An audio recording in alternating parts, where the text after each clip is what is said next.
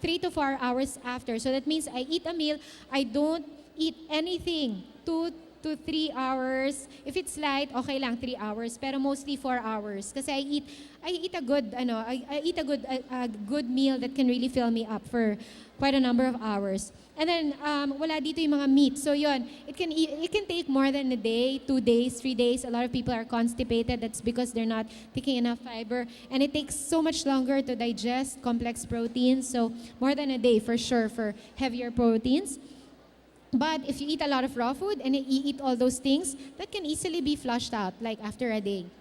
Okay, so yes. Yeah, and some people eat mono meals. Kung gusto niyo parang I feel so heavy and I want to fast, I want to eat less, what you can do is try mono meals. Huwag niyo pahirapan yung digestive system niyo. Eat just one kind of food for one whole day. Kanya magpapaya ka lang.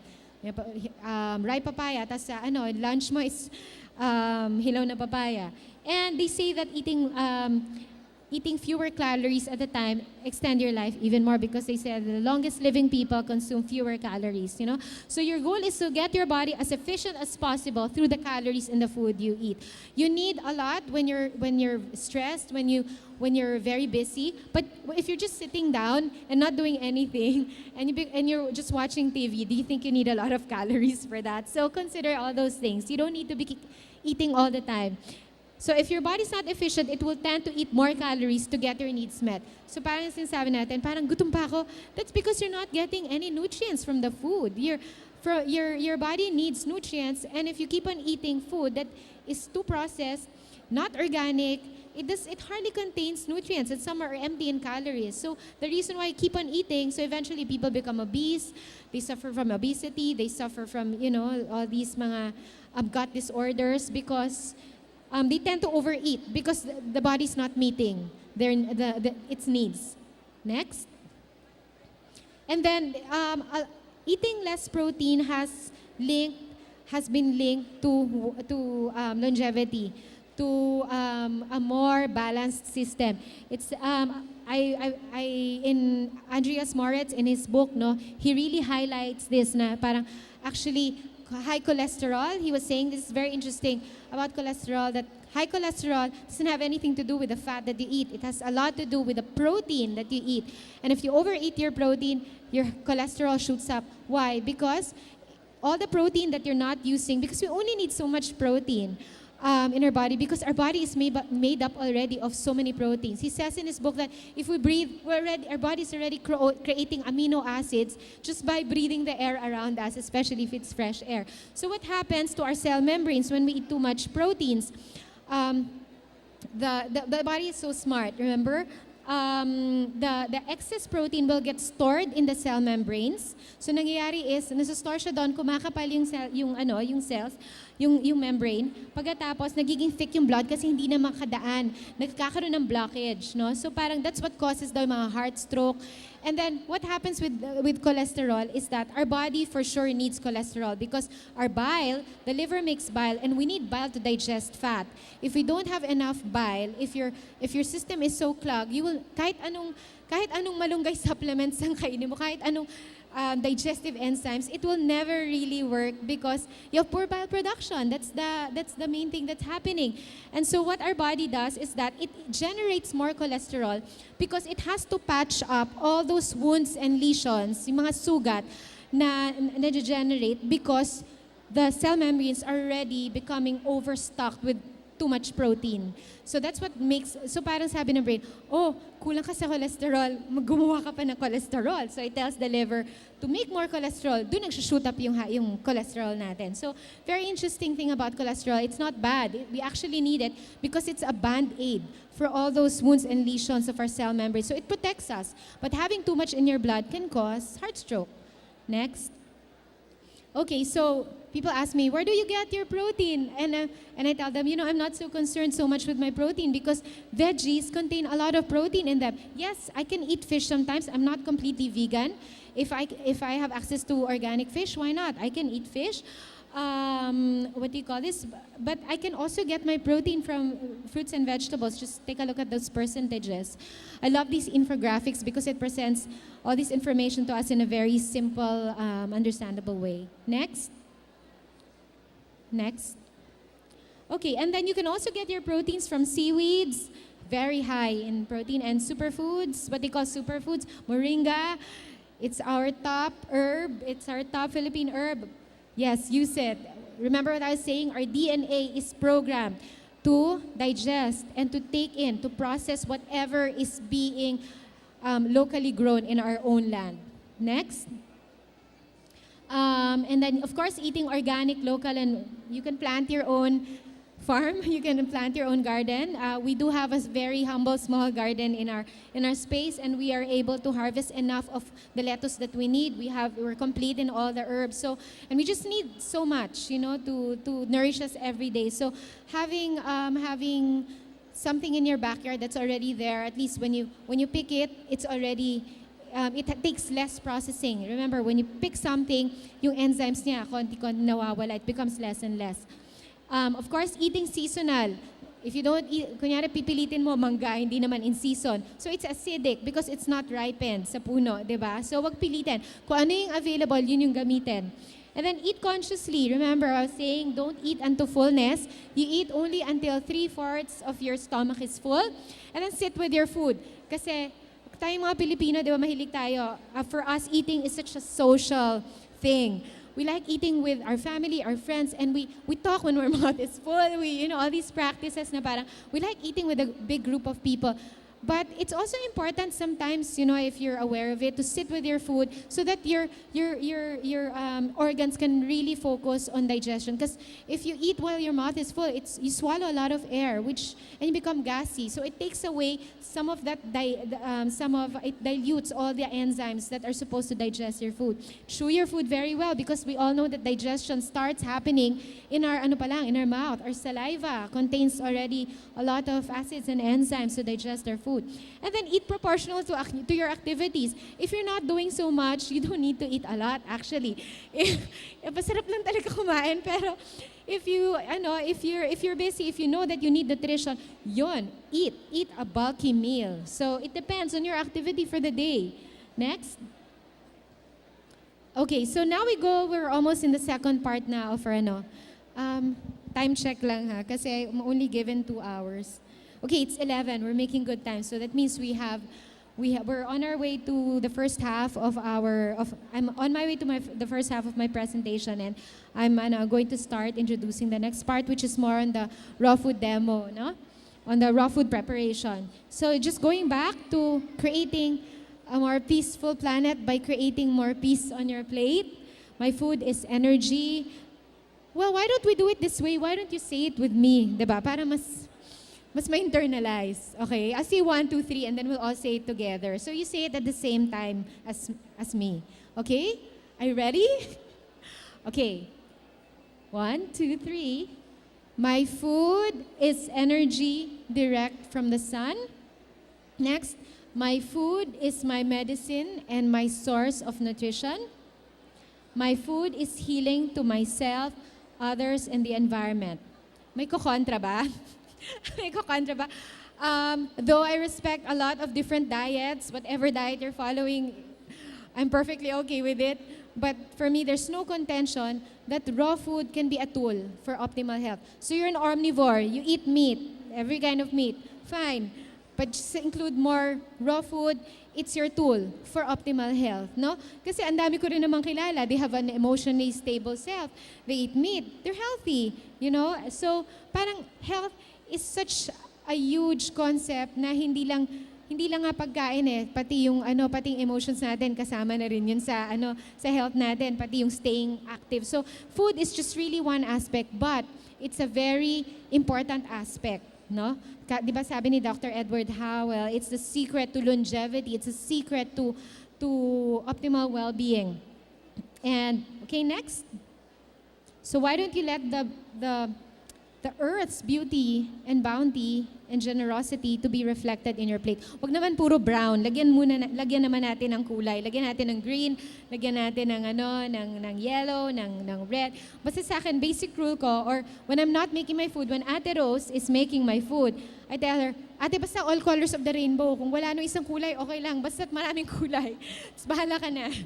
Ayun. So, One thing I always like to ask myself and what I post to people around me is that, the peso is such a valuable thing for us. Money is a form of energy. It's an exchange. I give you something so it can benefit me. So it's an exchange from consumer to producer and vice versa. So where are you, since the peso is so important, we work so hard just to earn this peso. How much do you value your peso? What do you use in spending for it? Spending more for organic food, for organic produce, for me, always wins out because of all the ill effects and the side effects of toxic food. I can see myself in the future, taking something toxic.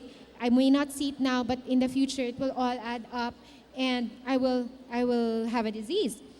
And so where are you putting the value in your money? Is it on what we call a SAD diet, which is what they call the standard American diet? I also call it the super addictive diet. Anything that is super addictive, or the happy diet, a balanced meal, a meal that is colorful with so many different kinds of fruits and vegetables.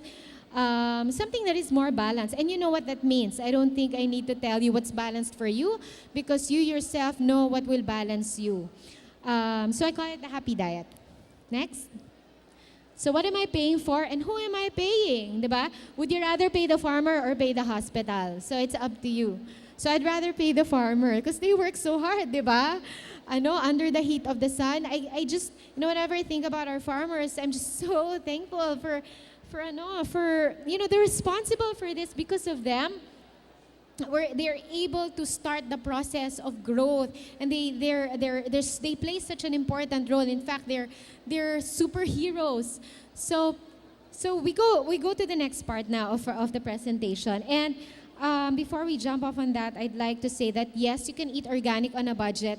Yes, you don't have to spend too much money. Yes, you pay more, but then things can be kept simple. Combinations and ingredients can be kept simple if you're on a budget. And so what I'm doing for you now is I'm giving you recipes using only local and seasonal vegetables. Yeah, I think I'm using all seasonal. And foods that can be found in your regular palengke, at least most of it. If not in the regular palengke, and then in your nearest organic supplier. We have an organic supplier. And I want to thank Vizcaya Fresh. I got most of the vegetables from them. It's always good that there's some source, a supplier that can deliver to you or that can provide all these things that you need. No? So thank you, Vizcaya Fresh, for providing the vegetables first. Most of the vegetables that we're going to be using today. Okay, yeah, next. Okay, so I was supposed to do this, the vegetables have been chopped, but then I got carried away. I started talking, and so I wasn't able to do this anymore. But before we go to the meals, I'd like to make a green smoothie for you. Show of hands lang, who has tried or have heard of the green smoothie? Okay, not even half. Again, taasan niyo naman yung kamay so I can really see. Okay, so a handful, that's good. That's a good sign. Yung mga ibang hindi alam ko ano tong green smoothie na to, I will let you taste, okay? Be brave.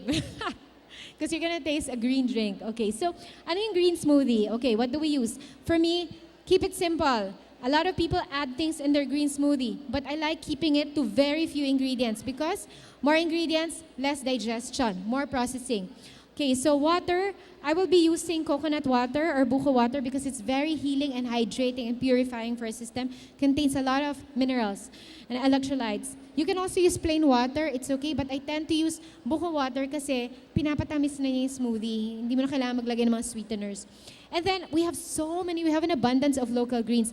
My naturopathic daughter comes from America, but she likes it here in the Philippines because she said that there's no other herbs that she can find in other parts of the world other than the herbs that are found here in the Philippines. We have the top herbs. Malunggay is one, alugbati, saluyot, lahat ng mga talbos, yung mga ganyan. Yung naririnig yung mga kale, yung mga ganon. Yeah, you can take all those things, but then yung mga native and indigenous greens natin, you only need those. Vizcaya, I first discovered about talbos ng sayote from Vizcaya Fresh. I've never tasted it, no? Talbos ng sayote, usually talbos ng kamote yung ginagamit ko. So, sabi ko, ay, natuwa naman ako, something new. And then, I tasted it, sabi ko, if sayote is one of my favorite vegetable fruits, sabi ko, Lasa din siyang sayote. So what we're gonna use talbos ng sayote today. Lettuce, also from Vizcaya Fresh. Yeah, that's it. And talbos ng kamote. And then fruits, kahit anong fruits, but stick to 1, 2, 3 at the most. Huwag niyong padamihin kasi remember, you want your digestion to be efficient. And then, some people use sweeteners. Fine, I don't. Because why? Fruits are sweet in themselves as long as you use them in season. And then, naglalagay pa ng mga kung ano-anong powder. You know, your body just needs to ingest or to take the chlorophyll from the greens. Ang ginagawa lang natin is, pinapatamis natin para, alam nga, ma-blend mo lang yung water and yung talbos, tapos inumin mo yon. Siyempre, aasim yung mukha mo, di ba? So you have to present it in a very acceptable way for that is pleasing, that is delicious. So, not even oils because oils are hard to digest. Next. So, what's in our glass of green? What are we gonna put? So, this is like the piece plate already tells you the percentage, no? So, pwedeng equal amount muna of greens and fruits, but eventually you can actually add more greens pag sanay na kayo. Siyempre in the beginning, gusto ng tao more sweet. So this is what we're using today. Talbos ng sayote, lettuce, I wasn't able to get malunggay. So, just that, and talbos ng kamote. Kasi naubusan ako ng talbos ng sayote. It's not enough to feed all of you. And then, we're gonna put buko water as our base. Pipino. Pipino is very cleansing and hydrating. And when you mix that, your smoothie becomes more, hindi nagla-layer, hindi siya naghihiwa-hiwalay. And then for our fruits, we're gonna use, I was able to get organic guyabano from Vizcaya. And we all know that guyabano is a cancer killer. It's now known as a natural cancer healer. So, guyabano, mango, and saba. Kasi hindi masyadong matamis yung mango. Ayan, pinilit ko yung mango, pero dapat hindi. Kasi nga sa ngayon, parang konti lang yung matatamis na fruit. So, saba, it's always there naman. Guyabano, yan talaga pag meron, I really use that. No, so, these combinations. I tested it. It tasted good for me. I hope it will taste good for you as well. So just experience it, no? It doesn't matter if you like it, you may not like it. Just experience it for the first time for some of you. So, hold on. I'm gonna drink some water.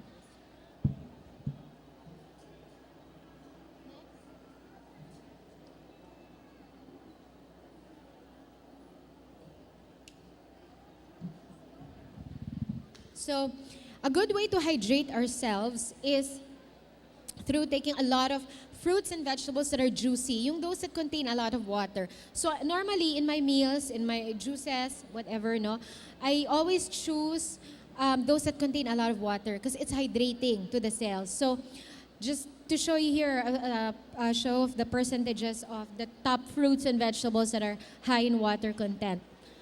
And water is super detoxifying to our organs and help us to absorb the nutrients better. Okay, next. Next. Okay, just to show you what's being eaten, you already know this. It also depends on the climate. Kung malamig, I increase my warm foods. I increase my cooked foods.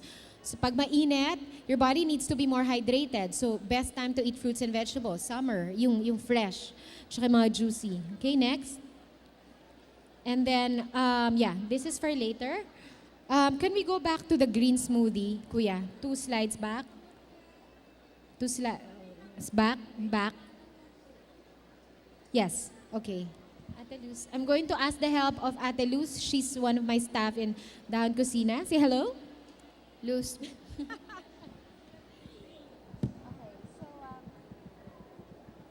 Sige, parang nagsasalita rin ako kasi ang hirap hawakan yung mic and blend at the same time. Ate Luz, si Ate Luz na yan. So, I will describe and she will do it for me, okay? So, sino sa inyo sa audience ang brave enough or gustong tikman yung talbos ng sayote if you haven't tasted it raw? Here. Who wants to come up on stage? Come. Person in blue. Woman in blue.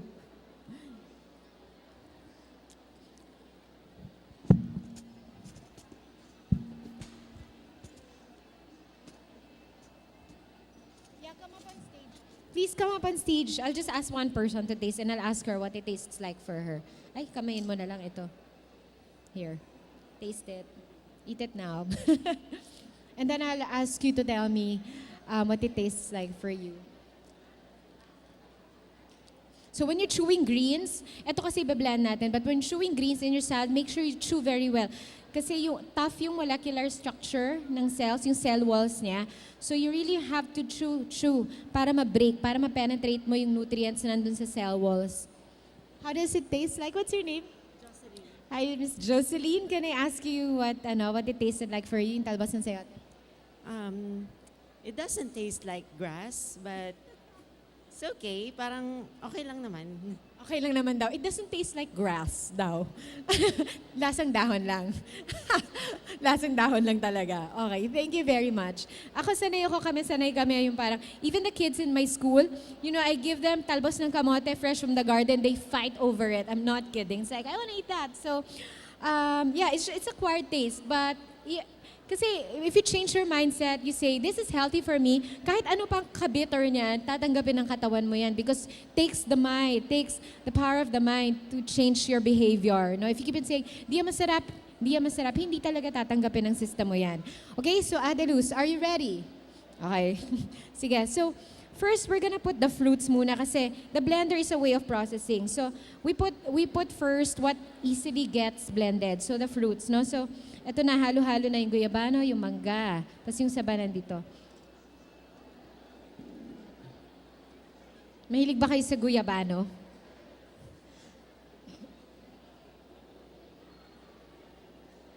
Sige, Ate Luz, lagay mo kahit half muna. We'll make 2 batches, no?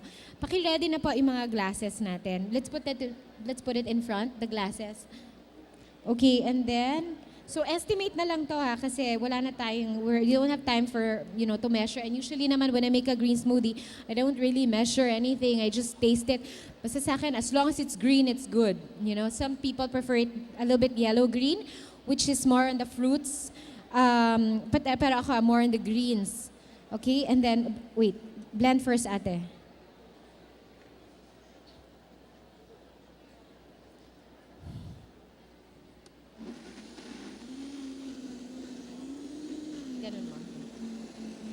Kunin mo yung buko water. So after it's blended, I put the harder veggies. So I'm gonna put the saba, a little bit of saba. Nalagyan mo na ng saba, ate. Saba, meron. May saba na. So cucumber and ginger, anti-inflammatory. So let's put ginger and let's add some buko water para mas madali pa siyang ma-blend. Teka, wag sa laptop ko. Wait. Gumamit ka ng cup.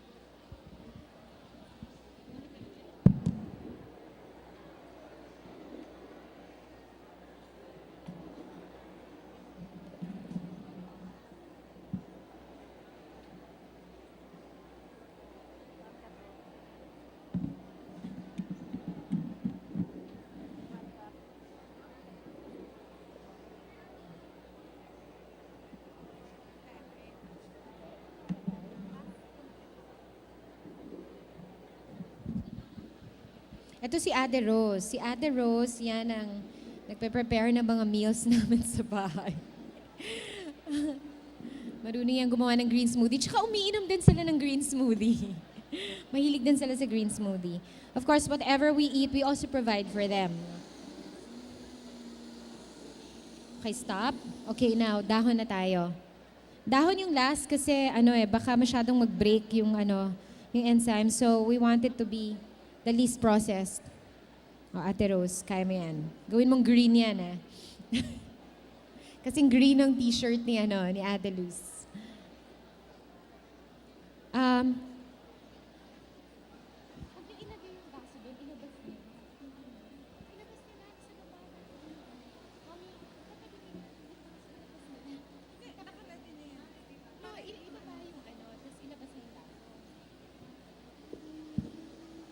Okay, more greens, please stop. So, yellow-green pa lang siya. Dagdagan natin yung greens. Hindi, greens. Tapos titikman ko siya. Tingin nyo ba kaya nyo gawin to sa bahay? Madali lang siya, di ba? You just need a blender. Doesn't have to be a high-powered blender. Pwedeng Imarflex blender or Oster. I used to have an Oster blender. It does the work well. Sige. A little bit more. Dami-damihan mo yung greens. Huwag mo tipirin. Kailangan maging green siya.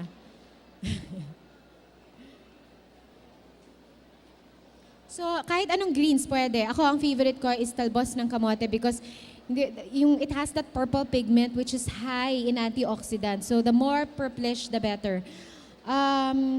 Favorite ko rin yung alugbati. Meron kami sa garden ng mga talbos, alugbati, sometimes saluyot. It's also rich in chlorophyll. Malunggay, pwede nyo lagyan pero konti lang kasi it's very bitter. Hindi nyo maiinom kung madami. Konti lang. Okay, tikman ko muna ate. Patikim. Stop. Patikim. So we're not making it too green muna ha. Put more water. Sobrang tamis ate.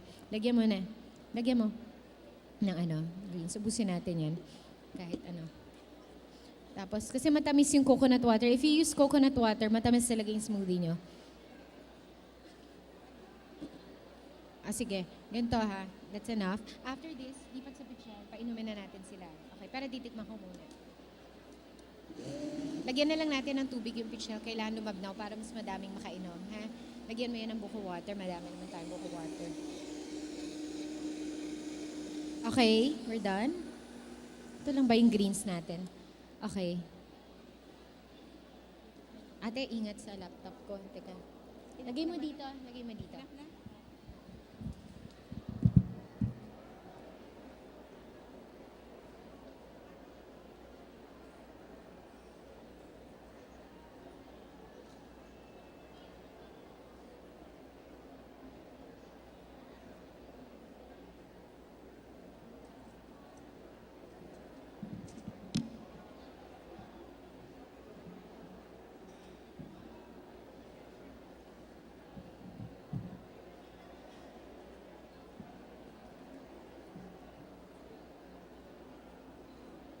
That we have.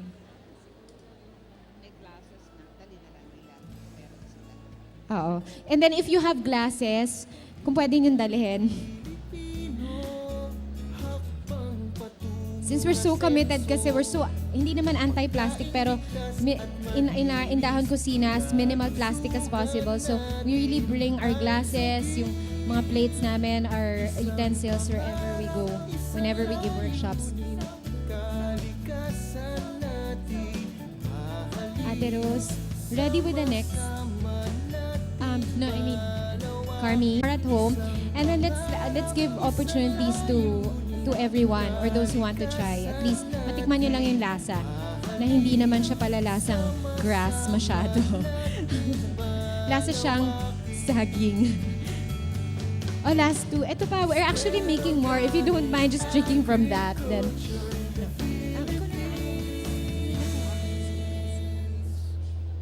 naubusan na kami ng dahon. Ang dami na namin dinalang dahon.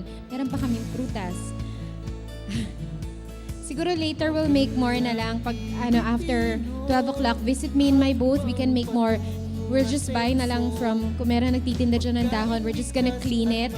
Okay, ganito nga pala yung this is how you clean your veggies. So, meron kaming machine. It's called an ozonator. So, organic or not, we soak our veggies in filtered water and then naka-plug yung ozonator nando sa tubig and it removes all the dirt, the dirt residues, yung lalo na kung hindi organic, it removes pesticides, yung mga spray. But if you don't have that machine called an ozonator, you just soak it in water, yung mga gulay, yung mga prutas, and then put suka, yung sukang tuba, 1 cup of vinegar for around, 1 cup hindi 1 cup. Yung isang takip ng suka sa isang half